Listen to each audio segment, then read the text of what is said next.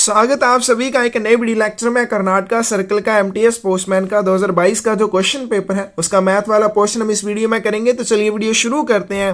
First question है आज की वीडियो का, distance between two stations A and B is 300 kilometres. A train leaves the station A with a speed of 40 kilometre per hour. At the same time, another train departs from station B with the speed of 50 km per hour. How much time will these two trains take to cross each other? दो station ए और B के बीच की दूरी 300 kilometre है। एक train station ए से 40 kilometre प्रति घंटा की गति से निकलती है। उसी समय अन्य स्टेशन बी से 50 किलोमीटर प्रति घंटा की गति से एक और ट्रेन निकलती है।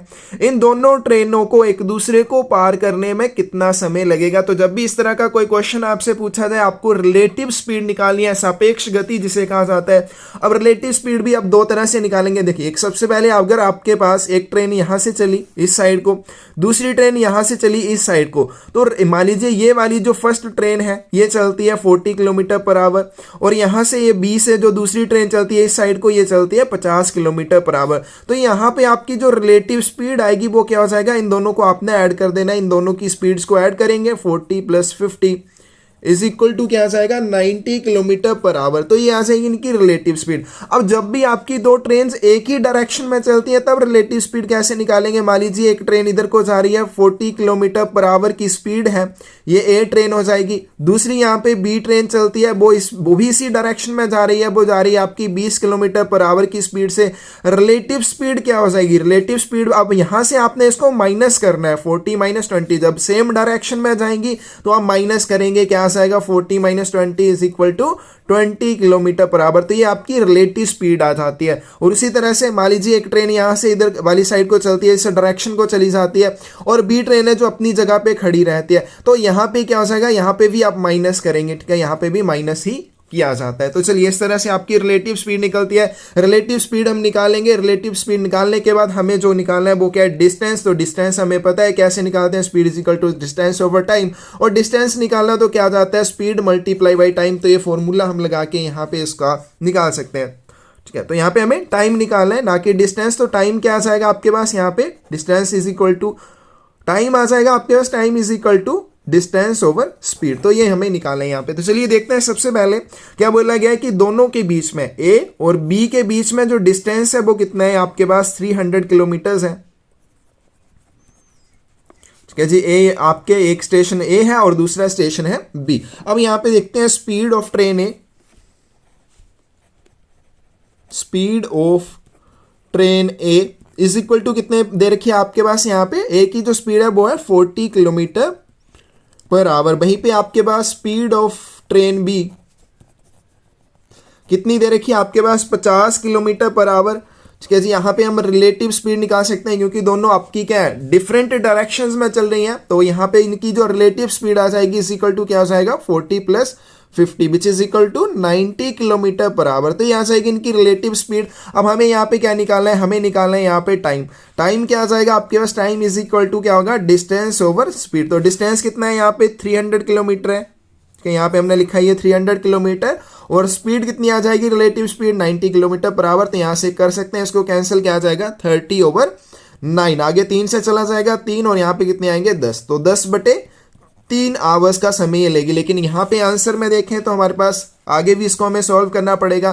तो क्या करेंगे हम? पहले 10 को डिवाइड करेंगे 3 से, क्या आ जाएगा आपके पास? 3 × 9, और यहाँ पे कितना बच जाएगा आपके पास? 1। तो क्या आ जाएगा? 3 सही 1/3 आवर। अब ये जो है ये हम लिखेंगे आवर में 3 आवर, और यहाँ पे 1/3। अब इसको हम क्या करेंगे? आगे मिनट्स में कन्वर्ट कर लेंगे। तो उसमें हमें 60 से मल्टीप्लाई करना पड़ेगा। तो 3 से क्या जाएंगे यहाँ पे? 20। 3 घंटे और साथ में 20 मिनट का टाइम लगेगा इन दोनों को आपस में क्रॉस करने में। तो कौन सी ऑप्शन आपके पास सही आ जाएगी? यहाँ पे बी ऑप्शन सही आ जाएगी। 3 घंटे 20 मिनट में ये दोनों ट्रेन आपस में क्रॉस करेंगी। अगला क्वेश्चन है आपके पास, a car moving at 48 kilometre per hour completes a journey in 10 hours. By how much the speed of the car should be increased to complete this journey in 8 hours? 48 kilometre प्रति घंटा की गति से चलने वाली एक कार 10 घंटे में एक यात्रा को पूरा करती है। इस यात्रा को 8 घंटे में पूरा करने के लिए इस कार की गति कितनी बढ़ाई जानी चाहिए? ऑप्शन आपके पास 8 किलोमीटर पर आवर, 12, 10 या फिर 15 किलोमीटर पर आवर। सबसे पहले यहाँ पे फर्स्ट कंडीशन देखते हैं। फर्स्ट कंडीशन में आपके पास क्या बोला गया है? फर्स्ट कंडीशन में बोला गया कि कार की जो स्पीड है वो कितनी है? स्पीड है इसकी 48 किलोमीटर पर आवर। और दूसरा है यहाँ पे 10 घंटे में ये जर्नी को, यानी कि जो टाइम लग रहा है वो कितना लग रहा है जर्नी को कंप्लीट करने में, यात्रा को कंप्लीट करने में? 10 आवर्स। तो यहाँ पे डिस्टेंस हम निकाल सकते हैं। तो यहाँ पे स्पीड का क्या फॉर्मूला होता है? ठीक है, आपने एक याद रख लेना है स्पीड का। Speed is equal to distance over time. तो अगर हमें डिस्टेंस निकालना है तो टाइम दूसरी साइड जाके क्या हो जाएगा? Multiply speed into time. तो डिस्टेंस यहाँ पे हम निकाल सकते हैं। डिस्टेंस क्या आ जाएगा? स्पीड मल्टीप्लाई में क्या आ जाएगा? Time, which is equal to 480 kilometre. तो ये आ जाएगा आपके पास टोटल डिस्टेंस। अब दूसरी कंडीशन की तरफ देखते हैं। सेकंड कंडीशन में क्या बोला है? सेकंड कंडीशन में डिस्टेंस आपके पास ऑलरेडी है 480 किलोमीटर, हमने निकाल लिया। दूसरा यहाँ पे हमें दिया हुआ है टाइम। अगर उसको 8 घंटे में यात्रा पूरी करनी है, हमें क्या निकालनी है यहाँ पे? स्पीड। तो टाइम कितना आ जाएगा आपके पास? यहाँ पे 8 आवर्स का आ जाएगा। और हमें क्या निकालना है? हमें निकालना है स्पीड। तो यहाँ पे स्पीड वाले फॉर्मूला में हम पुट करेंगे speed is equal to distance over time. तो चलते हैं, डिस्टेंस देखते हैं 480 किलोमीटर है। और वहीं टाइम की बात करें, टाइम आपके पास 8 घंटे। तो कितना आ जाएगा? 8 6 48। तो कितने आ जाएंगे? 60 किलोमीटर पर आवर। यानी कि उस कार की गति जो है वो 60 किलोमीटर प्रति घंटा होनी चाहिए, तब जाकर वो 480 किलोमीटर की यात्रा को 8 घंटे में पूरा करेगी। कौन सी ऑप्शन यहाँ पे सही आ जाएगी? क्या ऑप्शन से यहाँ पे नहीं है, गलत है, ये सारी ऑप्शन दे रखी। तो यहाँ पे 60 किलोमीटर पर आवर आ जाएगा आपके पास। यहाँ पे इसको सी ऑप्शन को आपने सही कर लेना है। अगला क्वेश्चन आपके पास, 2 taps A, B can fill a water reservoir in 12 and 15 hours respectively. How long would the 2 taps take to fill the reservoir if both the taps are opened together? तो दो नल A और B एक जलाशय को क्रमशः 12 और 15 घंटे में भर सकते हैं। यदि दोनों नलों को एक साथ खोल दिया जाए तो दोनों नलों को जलाशय को भरने में कितना समय लगेगा? तो यहाँ पे आपके पास क्या दे रखा है? यहाँ पे दिया हुआ कि दो आपके पास टैप्स हैं, वो अगर एक एक अलग अलग भरती हैं तो एक 12 घंटे में, दूसरी 15 घंटे में एक रिजर्वोयर को भर देती हैं। अगर दोनों को एक साथ खोल दिया जाए तो कितने समय में वो उस जलाशय को भर देंगी? तो ए जो है ये क्या कर रही है? कितने समय में? 12 आवर्स में भर रही है। और बी वाली जो है ये क्या कर रही है? 15 आवर्स में भर रही है। तो सेम हम यहाँ पे क्या निकालेंगे? इनका निकालेंगे एलसीएम। तो एलसीएम क्या हो जाएगा? 12 और 15 का निकाल लेते हैं। यहाँ पे 2 से यहाँ पे 6, यहाँ पे 15 रह जाएंगे आपके पास। फिर से 2 चला जाएगा, यहाँ पे 3, यहाँ पे 15, 3 से चला जाएगा 1 और यहाँ पे 5 और आगे जाएगा 5 से 15 दूना 30 और कितने आ जाएंगे? 60। यानी कि टोटल जो आप मान लीजिए कि 60 लीटर पानी उसमें भरा जाना है। अब यहाँ पे एक जो है ए वाली टैप 12 घंटे में 60 लीटर पानी उस टंकी में भर रही है, उस जलाशय में भर रही है। तो 1 घंटे में कितना भरेगी? 60/12 कितना आ जाएगा? 5 लीटर पर आवर के हिसाब से। और यहाँ पे दूसरी जो है 15 घंटे में 60 लीटर पानी उस जलाशय में भर रही है, यानी कि 1 घंटे में कितना भरेगी? ये 4 लीटर, 4 लीटर पर आवर के हिसाब से ही उसमें पानी भरेगी। अब यहाँ पे हमारे पास क्या है? टोटल जो भरा जाना है वो है 60 लीटर। अब एक की कैपेसिटी हमने देख लिया कि 5 लीटर प्रति घंटा की गति से चल रही है, दूसरी आपके 4 लीटर प्रति घंटा की गति से उसको भर रही है। तो दोनों का ए प्लस बी अगर दोनों एक साथ चला दिए जाए तो कितने समय में? 1 घंटे में कितना ये पानी भरेंगी? 5 प्लस क्या आ जाएगा? 4 इज इक्वल टू 9 लीटर। अब टोटल कितना पानी भरना है? टोटल भरना है 60 लीटर पानी। तो 1 घंटे में 9 लीटर भर रहे हैं, तो भाई 60 लीटर कितने घंटे में भरेंगे? 60/9। अब यहाँ से 3 से चला जाएगा, 3 से यहाँ पे 20 बचेंगे और यहाँ पे 3 रह जाएंगे, इज इक्वल टू 20/3 घंटे का समय लगेगा इन दोनों टैप्स को उस जलाशय को भरने में। कौन सी ऑप्शन से आ जाएगी आपके पास? सी ऑप्शन सही आ जाएगी। अगला क्वेश्चन आपके पास है, फार्मर टूक अ loan eight 12% per annum at simple interest. After 4 years he settled the loan by paying ₹2,442. But was the principal amount? एक किसान ने साधारण ब्याज पर 12% प्रति वर्ष की दर से ऋण लिया। 4 वर्ष के बाद उसने 2,442 रुपये का भुगतान करके ऋण चुकाया। मूल राशि क्या थी? तो यहाँ पे आपके पास क्या क्या दे रखा है? सबसे पहले आपके पास यहाँ पे दिया हुआ है रेट ऑफ इंटरेस्ट जो कि 12% पर एनुम है। टाइम की बात करें तो कितना है? 4 साल का। और उसके बाद आगे चलते हैं, और क्या दिया हुआ है यहाँ पे? हमें अमाउंट दिया हुआ है। अमाउंट कितना दिया हुआ है आपके पास? 2,442 रुपये। अमाउंट क्या होता है? जो लास्ट में आपका प्रिंसिपल और साथ में उसके ऊपर जो इंटरेस्ट दिया जाता है, दोनों को मिलाकर जो राशि बनती है उसको क्या कहते हैं? अमाउंट। यानी कि अमाउंट क्या जाती है आपके पास? प्रिंसिपल प्लस यहाँ पे इंटरेस्ट आ जाता है। तो यहाँ पे इसको आगे हम सोल्व कर सकते हैं। चलिए यहाँ पे देखते हैं अमाउंट क्या आएगा, amount is equal to principal plus interest. अब इंटरेस्ट का फॉर्मूला क्या होता है, interest is equal to principal into rate of time, sorry rate of interest into क्या जाएगा टाइम ओवर क्या जाएगा 100। तो ये होता है आपका इंटरेस्ट का फॉर्मूला। यहाँ पे हम इसको पुट करते हैं। अब प्रिंसिपल आपके पास यहाँ पे ऐसे ही रह जाएगा, प्लस इंटरेस्ट की जगह पे हम इसको लिख देते हैं क्या जाएगा principal into rate of interest into time over क्या जाएगा 100। अब ये क्या चीज़ है, ये है हमारे पास अमाउंट, ठीक है। ये आपके पास क्या आ जाएगी अमाउंट, और अमाउंट हमें दे रखी है 2442 रुपये। आगे चलते हैं, आगे इसको सॉल्व करते हैं। पी को यहाँ से हम कॉमन ले सकते हैं, पी कॉमन आ जाएगा तो अंदर क्या रहेगा 1 प्लस आगे चलते हैं यहाँ पे 1 आ जाएगा 1 multiply by rate of interest कितना है 12 मल्टीप्लाई बाई टाइम आ जाएगा 4 डिवाइड में क्या आ जाएगा आपके पास 100 इज इक्वल टू कितना हो जाएगा आपके पास 2442 रुपये। आगे चलते हैं, आगे इसको फिर से सॉल्व करते हैं। प्रिंसिपल यहाँ पे एज इट इज रखते हैं। आगे चलते हैं 12 चौके 48 क्या 1 प्लस क्या आ जाएगा 48 डिवाइड में क्या आ जाएगा 100 इज इक्वल टू 2442 रुपये। आगे हम क्या करेंगे, आगे हम इनका एलसीएम लेते हैं। प्रिंसिपल एलसीएम क्या आ जाएगा इसका 100 आ जाएगा, और यहाँ पे 1 है तो यहाँ पे 100 आएगा प्लस क्या आएगा 48 इज इक्वल टू 2442 रुपये। आगे चलते हैं, यहाँ पे कितना आ जाएगा प्रिंसिपल अंदर क्या आएगा आपके पास 148 डिवाइड में आएगा 100 और उस साइड क्या रहेगा आपके पास 2442 रुपये। तो आगे हम इसको सॉल्व कर सकते हैं। तो प्रिंसिपल यहाँ से क्या आ जाएगा, इसको हम दूसरी साइड लेके जाते हैं 2442 गुना 100 बटे क्या आ जाएगा 148 आ जाएगा। अब यहाँ से इसको हम कैंसिल कर सकते हैं 2 से 2 सत्ते 14 और यहाँ पे 4 रह जाएंगे, 2 से यहाँ पे 50 रह जाएंगे। और आगे चलते हैं, आगे फिर से ये क्या करेंगे 2 से चला जाएगा 2 3 6 2 सत्ते 14 और यहाँ पे कितने आएंगे आपके पास 25 आ जाएंगे। आगे चलते हैं 2442 को हम क्या करेंगे 37 से डिवाइड कर लेंगे। अब 37 से डिवाइड करेंगे तो इसको क्या आ जाएगा हमारे पास, सबसे पहले यहाँ पे 24 है तो नहीं जाएगा, आगे हमें मल्टीप्लाई करना पड़ेगा। हमें क्या चाहिए 244 चाहिए, तो हम सबसे पहले 37 को करते हैं 5 से 5 सत्ते 35 यहाँ पे 3 5 ये 15 3 18 तो 185 बन रहा है। यानी कि यहाँ पे 37 को 7 से मल्टीप्लाई कर लेते हैं, 7 सत्ते 49 यहाँ पे 4 आ जाएंगे 7 21 और 4 25 तो ये आगे चला गया। यहाँ पे 37 को आपने 6 से मल्टीप्लाई कर लेना है, कितना आ जाएगा 7 6 42 4 6 3 18 और 4 कितने आ जाएंगे 22 आ जाएंगे। तो कितना आ गया यहाँ पे आपके पास 222 आ गया और यहाँ पे कितना रह जाएगा 2, यहाँ पे 2 और यहाँ पे भी 2 रह जाएगा। फिर से आगे क्या है इसका मतलब 6 से चला जाएगा क्योंकि 37 के 222 फिर से यहाँ पे 6 से चला जाएगा तो 222 से 0 आ जाएगा। यानी कि इसको हम करें तो यहाँ पे 66 आ जाएगा। तो प्रिंसिपल क्या आ जाएगा आपके पास 66 मल्टीप्लाई में आएगा 25 तो 66 को 25 से मल्टीप्लाई कर लेते हैं, 5 के 30 3 5 के 30 और 3 33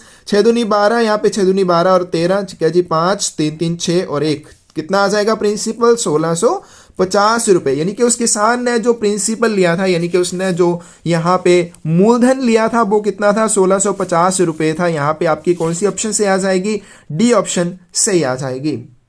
अगला क्वेश्चन आपके पास से table clock is sold at a profit of 10%, had it been sold for ₹40 less there would have been a loss of 10% but is the cost price. एक मेज घड़ी को 10% लाभ पर बेचा जाता है, यदि इसे 40 रुपये कम में बेचा जाता तो 10 रुपये की क्या 10% की क्या हो जाती हानि हो जाती। तो आपको यहाँ पे क्या बताना है, इसका कॉस्ट प्राइस लागत मूल्य क्या है वो बताना है। तो सबसे पहले हम मान लेते हैं कि इसका जो कॉस्ट प्राइस है वो कितना है X रुपीज़, इसका जो एक्चुअल प्राइस है यानी कि कॉस्ट प्राइस जो है वो X रुपीज़ है।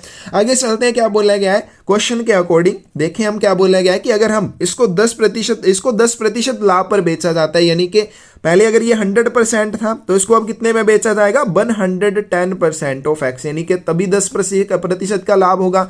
आगे चलते हैं, अगर बोला है इसको 40 रुपये कम में बेचा जाता तो क्या हो जाता 10% का लॉस हो जाता। अगर 10% का इसमें से लॉस हो जाएगा तो 90% ऑफ एक्स बच जाएगा। तो 90% ऑफ एक्स में अगर इसे बेचा जाए तो इसको क्या हो रहा है यहाँ पे 40 रुपये का लॉस हो रहा है। तो इस तरह से आपकी इक्वेशन बन जाएगी और इसको हम आगे सॉल्व कर सकते हैं। 110 माइनस 90 करें तो कितने आ जाएंगे आपके पास 20। 20% of x is equal to क्या है आपके पास 40 आ जाएगा और यहाँ पे 20 बटे क्या आ जाएंगे आपके पास 100 multiply x is equal to 40 और आगे हम इसको सॉल्व कर सकते हैं। यहाँ पे 5 और एक्स क्या आ जाएगा आपके पास 40 multiply by 5 which is equal to 200 rupees. तो ये आ जाएगा यानी कि इसका जो कॉस्ट प्राइस था आपका ये जो टेबल क्लॉक है कितना है 200 रुपीज़ है, ऐसी ऑप्शन से हो जाएगी।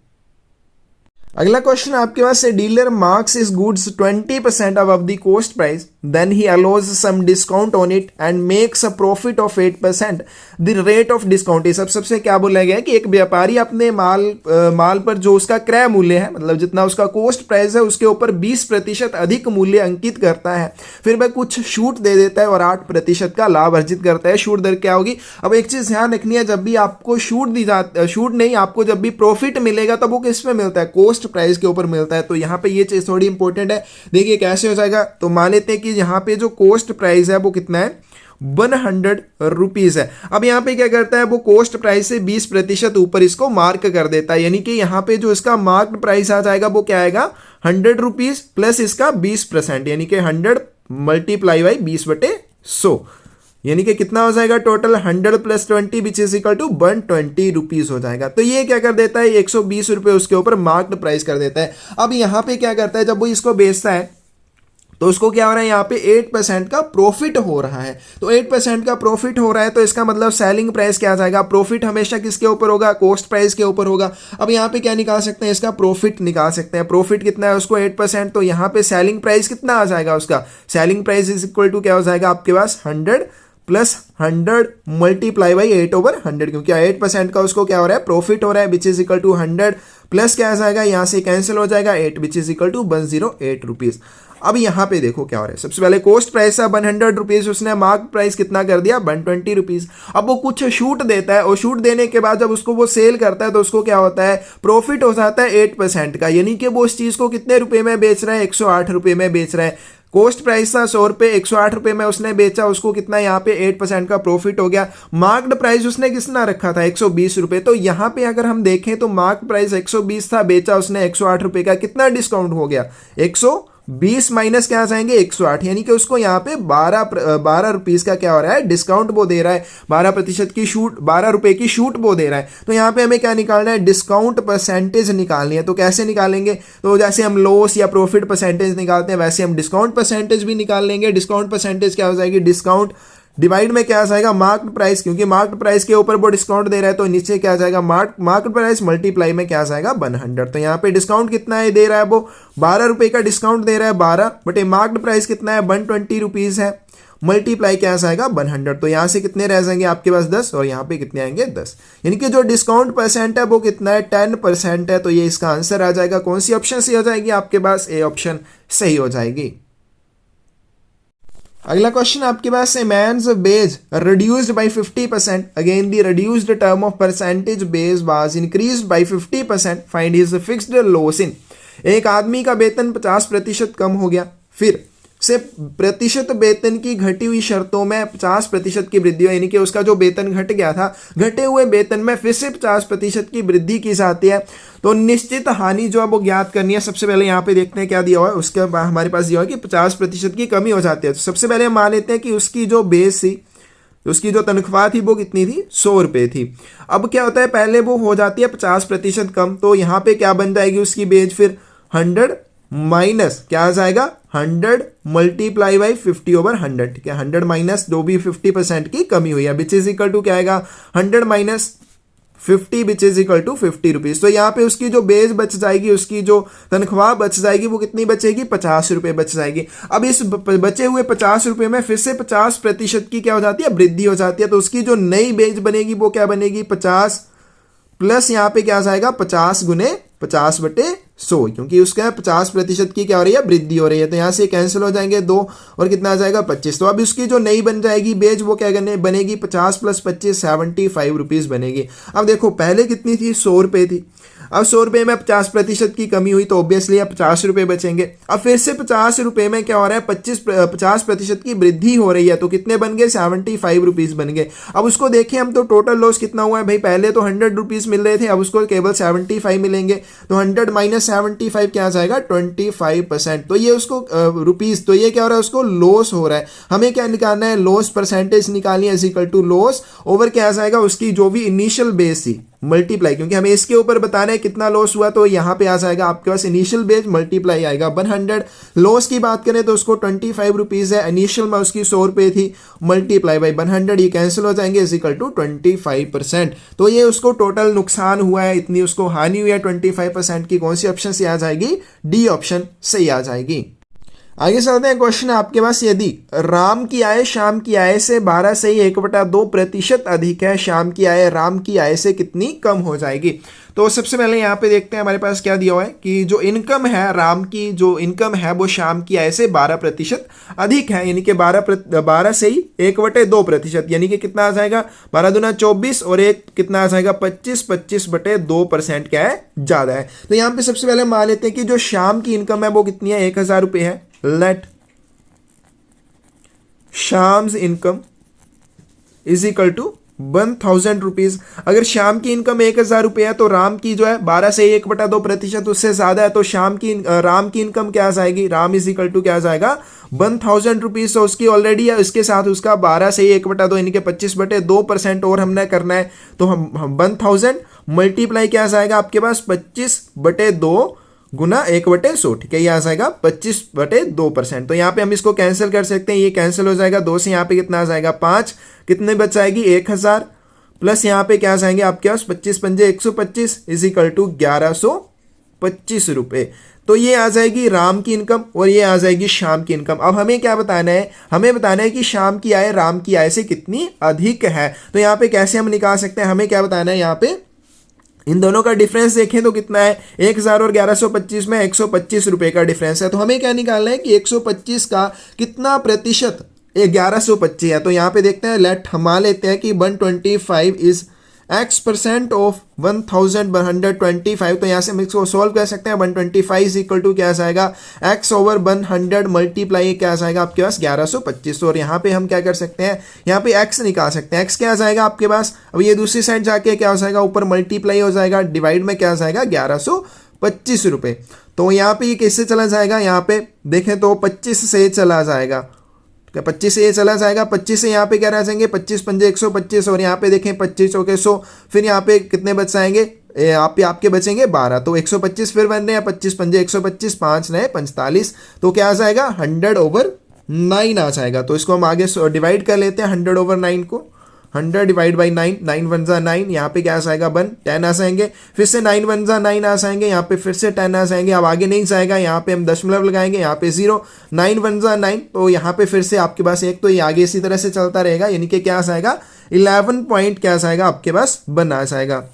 क्या तो यहाँ पे आपके पास यह नहीं है कि, लेकिन यहाँ पे इसका आंसर क्या आ जाएगा? 11 पॉइंट बनाना चाहिए। तो यहाँ पे आपने सी वाली ऑप्शन को कर लेना है, 11.11 इसका आंसर आ जाएगा।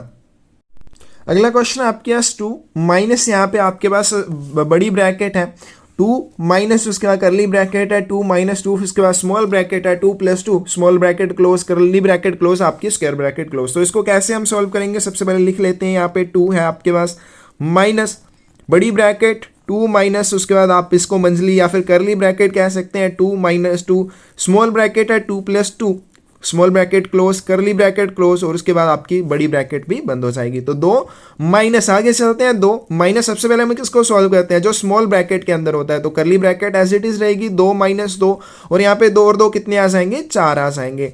करली ब्रैकेट क्लोज हो जाएगी, स्क्वायर ब्रैकेट क्लोज हो जाएगी। आगे चलते हैं, क्या आ जाएगा? 2 - 2, यहाँ पे ऐसे ही रहेंगे, माइनस करली ब्रैकेट के अंदर क्या आ जाएगा? 2 माइनस, अब इसको बाहर लेके आएंगे तो मल्टीप्लाई से हो जाएगा, 4 दूनी क्या आ जाएंगे? 8, करली ब्रैकेट क्लोज, आपकी स्क्वायर ब्रैकेट क्लोज। आगे चलते हैं 2 माइनस कितने आ जाएंगे? यहाँ पे -6 आ जाएंगे करली ब्रैकेट के अंदर।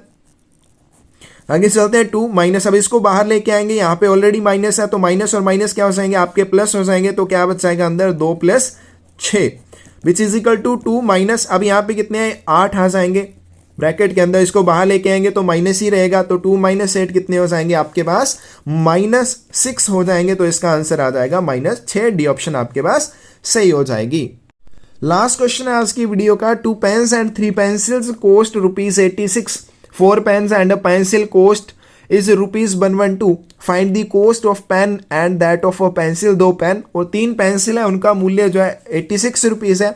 4 पेन और 1 पेंसिल का मूल्य 112 रुपये है। पेन और पेंसिल का मूल्य आपने ज्ञात करना है। तो यहाँ पे मान लेते हैं कि जो पेन है उसको हम क्या मान लेते हैं एक्स, क्योंकि यहाँ पे इनका पेन और पेंसिल का फर्स्ट लेटर जो वो सेम है, इसको एक्स मान लेते हैं।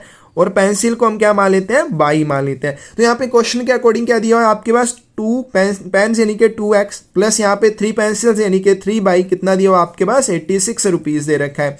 आगे चलते हैं, इसको एक मान लेते हैं। आगे चलते हैं दूसरा 4 पेन्स यानी कि 4x प्लस यहाँ पे क्या बोला है 1 पेंसिल यानी कि बाई इज इक्वल टू कितना बोला गया 112 रुपीज़ बोला गया है। अब यहाँ पे इन दोनों इक्वेशंस में हमें क्या करना पड़ेगा, या तो हम इन दोनों को बराबर कर लें या फिर इन दोनों को बराबर कर लें। अब इन दोनों को अगर हम बराबर करते हैं तो हमें क्या करना पड़ेगा, फर्स्ट वाली को 2 से मल्टीप्लाई करना पड़ेगा। तो फर्स्ट वाली को हम 2 से मल्टीप्लाई करेंगे तो हमारे पास क्या आ जाएगा यहाँ पे 4x प्लस यहाँ पे क्या आ जाएगा 6 बाई इज इक्वल टू, अब इसको भी हमें क्या करना पड़ेगा 2 से मल्टीप्लाई करना पड़ेगा। तो क्या आ जाएगा 6 दूनी 12, 8 दूनी 16 और 1 कितने आ जाएंगे 17 आ जाएंगे, 172 आ जाएगा। तो इसको हम मान लेते हैं थर्ड। अब आपने क्या करना है, आपने सेकंड को थर्ड में से सब्ट्रैक्ट कर देना है, सब्ट्रैक्ट सेकंड फ्रॉम थर्ड। तो यहाँ से हमारे पास बाई की वैल्यू आ जाएगी, क्या आएगा 4x plus 6 y is equal to 172 minus अपना सेकंड वाला करना है, क्या आ जाएगा 4x। तो यहाँ पे प्लस है लेकिन हमें क्या करना है भाई माइनस कर रहे हैं हम, तो यहाँ पे क्या आ जाएगा minus y is equal to 112। तो ये आपस में कैंसिल हो जाएंगे, 6 बाई माइनस बाई कितना रह जाएगा 5 y is equal to 172 minus 112 कितना आ जाएगा 0। और यहाँ पे आपके पास कितने आ जाएंगे 17 में से 1 चला गया, आपके पास 6 आ जाएंगे और 0 यानी कि 60 आ जाएंगे। 5 बाई इज इक्वल टू आपके पास क्या आएगा 60 रुपीज़ आ जाएगा। और बाई हम यहाँ से निकाल सकते हैं 60/5 कितना आ जाएगा 12 रुपीज़।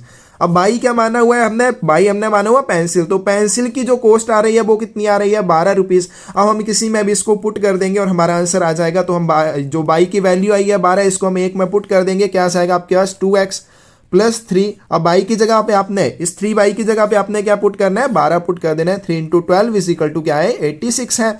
आगे चलते हैं 2x प्लस यहाँ पे 12 दिए 36 इज इक्वल टू 86 और 2x क्या आ जाएगा आपके पास 86 माइनस 36 तो कितना आ जाएगा 0 और यहाँ पे 5। तो यहाँ पे हमारे पास x हम निकाल सकते हैं 50/2 तो कितना आ जाएगा 25 रुपये। तो यहाँ पे x हमने क्या माना हुआ है, x माना हुआ है जो पेन है उसकी कॉस्ट। तो यहाँ पे पेन जो है वो कितने का है 25 रुपये का पेन है और जो पेंसिल है वो कितने रुपए की है यहाँ पे 12 रुपये की है। तो ये हमारे पास आंसर आ जाएगा, कौन सी ऑप्शन से आ जाएगी, पेन जो है 25 रुपये और पेंसिल जो है 12 रुपये, यानी कि सी ऑप्शन आपकी सही हो जाएगी। तो ये था आपके पास यहाँ पे कर्नाटका सर्कल का एमटीएस पोस्टमैन का 2022 का क्वेश्चन पेपर। कोई भी क्वेश्चन में आपको डाउट हो, कोई भी क्वेश्चन में आपको गलती नजर आए, कमेंट सेक्शन में आप उस चीज़ के बारे में ज़रूर बताएं। धन्यवाद।